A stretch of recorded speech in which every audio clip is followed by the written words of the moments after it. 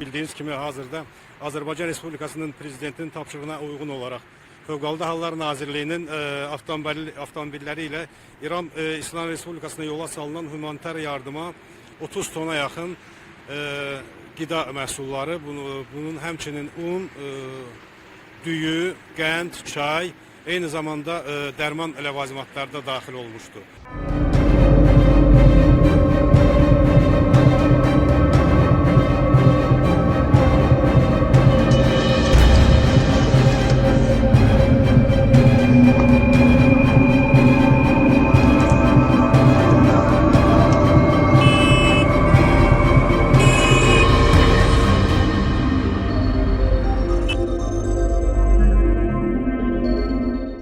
Saudara, kecepatan informasi dan akurasi data adalah komitmen kami. Satu langkah lebih dekat, satu langkah lebih terpercaya. Saksikan Sapa Indonesia Malam di Kompas TV Channel 11 di televisi Anda.